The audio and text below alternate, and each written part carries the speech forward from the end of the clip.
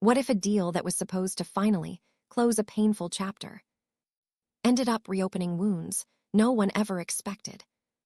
For years, fans of Little People, Big World watched the slow unraveling of a family built on dreams, land, and legacy. What once felt like a story of unity gradually turned into one of division. And right at the center of it all, one decision, one deal, one number, $975,000.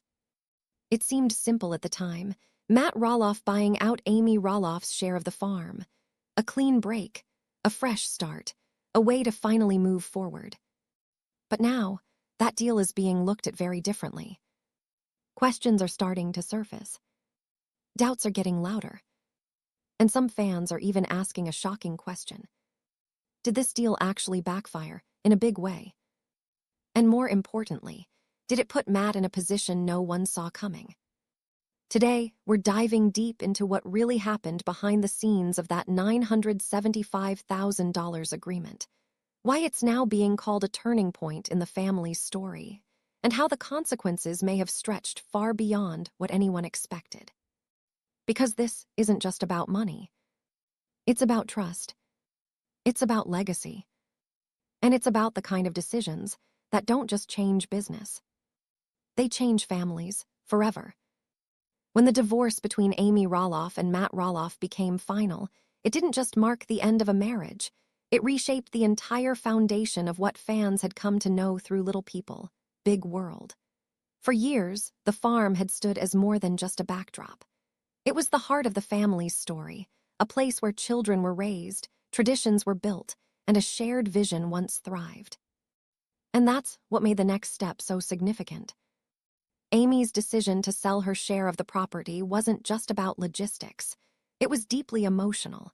This was land she had poured years of her life into, designing, nurturing, and turning into something meaningful. Walking away from that wasn't simply moving on. It was letting go of a major piece of her identity. The reported $975,000 deal, on paper, looked clean. Simple, even practical. Amy would step away, Matt would take full control, and both could begin new chapters without the weight of shared ownership tying them together. To outsiders, it might have seemed like closure, the kind of resolution that allows everyone to finally breathe again. But in reality, this wasn't just a transaction. Because while Amy was gaining independence, she was also giving up her stake in something that held decades of emotional value. And while Matt was gaining full ownership, he was also inheriting complete control over a legacy that had never truly belonged to just one person. That shift, subtle at first, changed everything. At the time, it felt like the logical next step, a necessary move after a difficult separation. But looking back, it's clear that this deal didn't just close a chapter, it quietly set the stage for everything that followed. Because once the dust settled, new questions began to surface. What would happen to the farm now that it was solely in Matt's hands? What did this mean for the future the family once imagined, especially for the kids? And perhaps most importantly, was this really the clean break it appeared to be? As it turns out, the answer to that last question isn't as simple as anyone thought. As the dust from the $975,000 agreement began to settle, something shifted among fans of Little People, Big World. What once felt like a clean, even necessary separation between Amy Roloff and Matt Roloff started to look more complicated. Distance has a way of changing perspective, and with time, viewers began to question whether the deal truly reflected the value, both financial and emotional, of what was being divided. At first glance, the agreement seemed straightforward. Amy stepped away with a substantial payout, and Matt retained control of the farm, a place deeply tied to his long-term vision. But fans began asking a simple question that didn't have a simple answer. Was that number really fair? Not just in terms of market value, but in terms of legacy. Roloff Farms wasn't just acreage and structures. It was years of shared dreams, family milestones, and a brand that had grown alongside the show itself. Social media quickly became the courtroom of public opinion. Threads, comments, and fan theories started stacking up. Some viewers argued that Amy may have prioritized emotional closure over financial leverage. that she wanted out quickly, even if it meant leaving money on the table. Others pushed back, suggesting that she made a strategic decision, securing liquidity and independence rather than staying tied to a complicated co-ownership dynamic. Meanwhile, a different line of thinking emerged around Matt. Owning the entire property might have looked like a victory, but fans began questioning the long-term implications. Full control also meant full responsibility. Maintenance costs, taxes, business risks, and the pressure of preserving the farm's legacy alone. Those aren't small burdens. What if, in gaining everything, he also took on more than anticipated? The speculation didn't stop there. Some fans revisited old episodes and negotiations, analyzing tone, body language, and timing. They pointed to moments where tensions hinted that the deal may not have been as mutual as it appeared.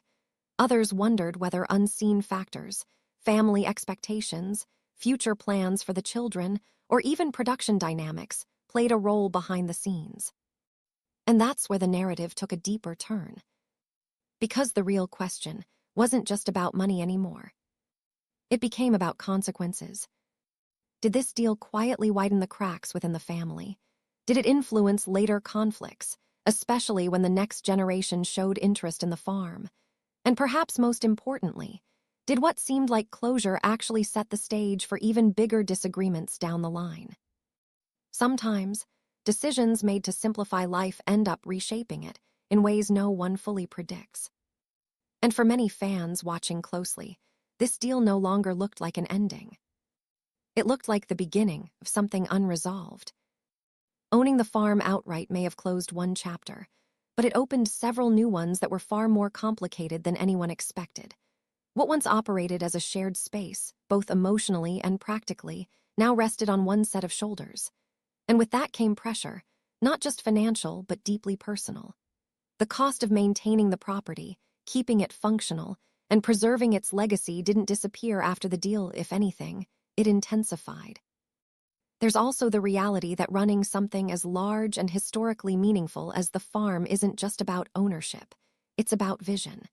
And when that vision isn't shared or clearly communicated, cracks begin to form.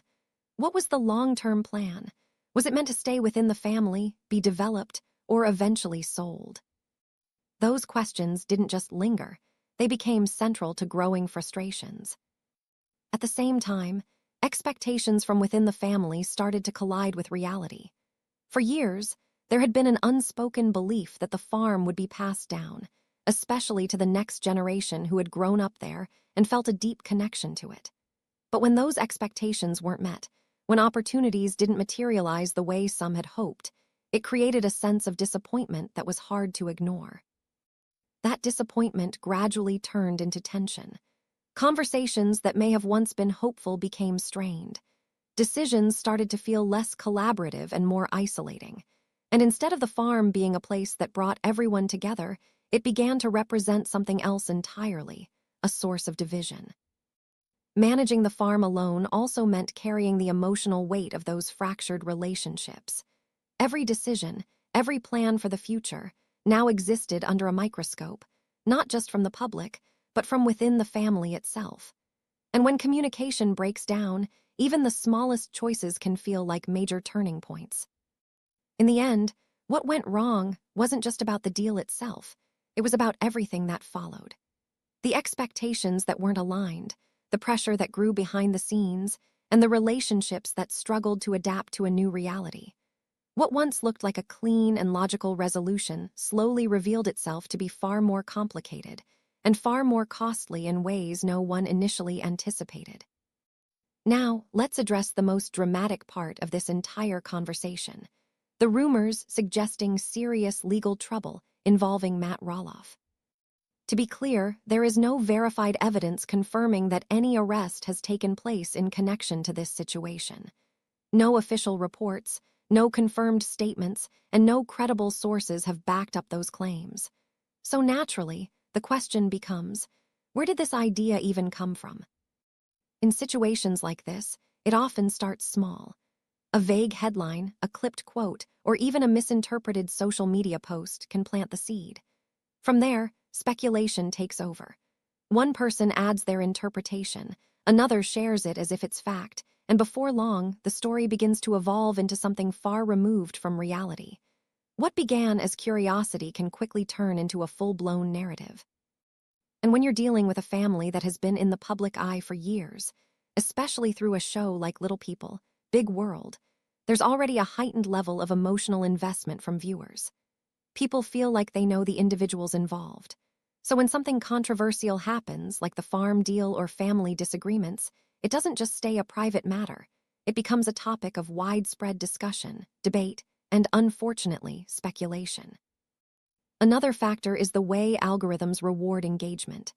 Content that sparks strong reactions, shock, outrage, disbelief, tends to spread faster. So a title hinting at an arrest or legal trouble, even without evidence, is more likely to get clicks, shares, and comments. Over time, that repeated exposure can make something unverified start to feel real. But this is where it's important to draw a firm line between fact and assumption. As of now, there is no confirmed legal action tied to these rumors. And without that confirmation, it remains exactly what it started as: speculation. Ultimately, this situation is less about whether a rumor is true, and more about how easily those rumors can take on a life of their own. It's a reminder that in today's digital world, not everything that trends is grounded in truth, and sometimes the loudest stories are the least substantiated. At its core, this story isn't really about a number, or even a deal. It's about expectations. The expectation that a family legacy would continue unchanged. That something built over decades, filled with memories, milestones, and meaning, could somehow stay intact despite shifting relationships and evolving priorities. For years, that land represented more than property. It was identity. It was history. It was a shared vision of the future. And when that vision began to fracture, the emotional weight of it all became impossible to ignore. There was also the expectation that business decisions could remain separate from personal relationships. On paper, a deal is just numbers, negotiations, and outcomes. But in reality, when family is involved, every decision carries emotional consequences.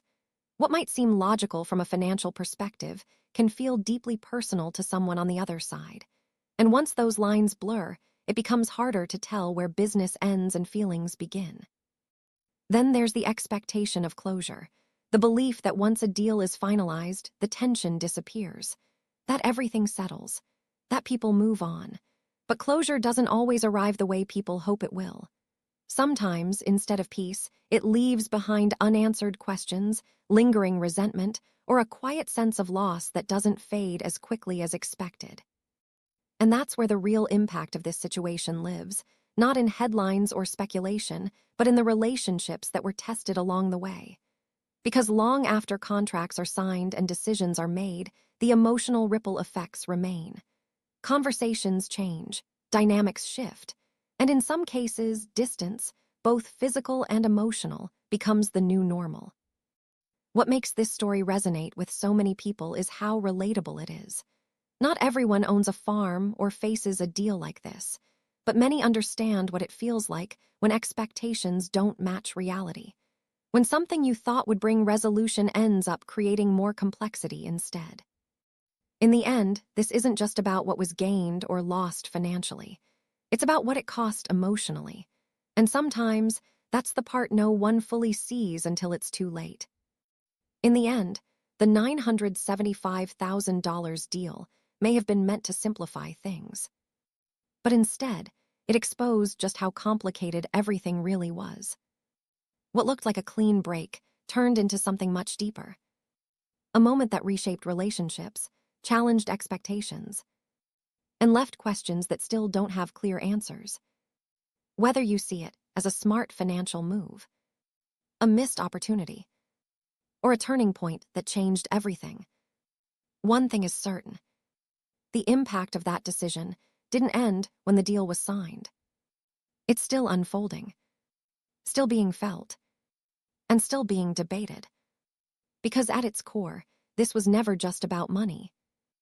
It was about legacy, family, and the cost of moving forward. And that's why the story behind it is far from simple.